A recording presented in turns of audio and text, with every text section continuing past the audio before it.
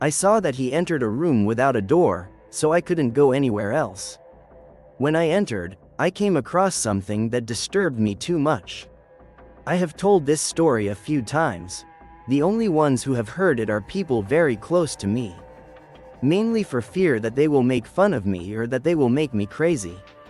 However, I think there will be no problem if my identity is protected when this story is shared publicly. I work as a paramedic of the Red Cross. I live in Cautitlán Izcali, in the state of Mexico. Doing my job, I've been through things that you probably can't even imagine. I've lived strange experiences, so to speak, and others that I consider would make you feel scared, even the bravest. Some have left me very marked. One of them is this one that I am going to tell you about. On one occasion, they requested our support in a homicidal of the San Francisco Tepojaco colony. There was a fire in which they reported that some miners were injured. When we arrived, we came across that very strong scene. The house was almost completely ruined. The injured were 3 children, 3, 5 and 11 years old. It was very hard for those of us who were present to find out that the mayor tried to save his little brothers, managing to get the little 5-year-old out of the way. The other one took him out in his arms, saying that he was no longer moving. I had to examine the baby's body. The poor thing was totally burned. He didn't show any vital signs. It was I who confirmed his death. Soon after, police officers arrived and they cordoned the area. After asking the children some questions, we found out that their mother, having no one to leave them with, had left them alone, so she went out to fulfill some of the pending. They did not know how the fire originated. They realized everything when the flames had taken over the place. We moved the children to the hospital for a more meticulous review and treatment. All day I could not get out of my mind the death of the 3-year-old baby, the expression of the little ones who survived, nor the suffering of his mother once she found out about the incident.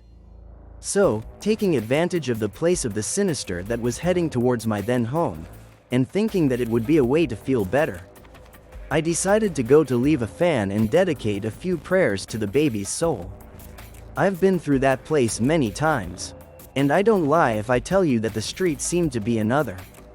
Everything was quiet and alone. There was no one walking around the banquet. I think the mourning among the neighbors was evident. The sun was giving its last flashes, so it didn't take long to light the candle and start praying.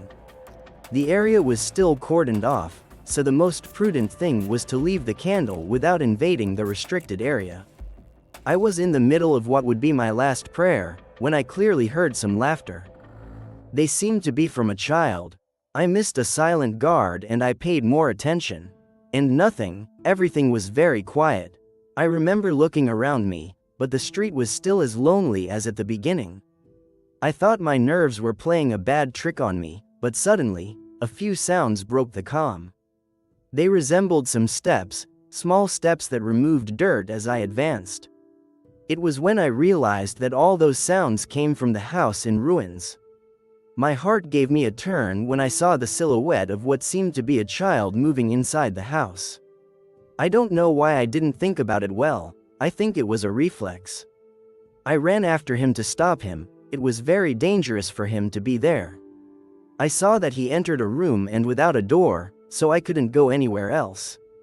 When I entered, I came across something that disturbed me too much. There was a small altar that held the part of the half, a statue of the Holy Death. It was very shocking for me to come across something like that, especially because the altar, the blanket that covered it, and the figure. They were completely intact. Everything else was completely swept away by the fire. There was no child in the room, so I had no reason to get out of there very terrified.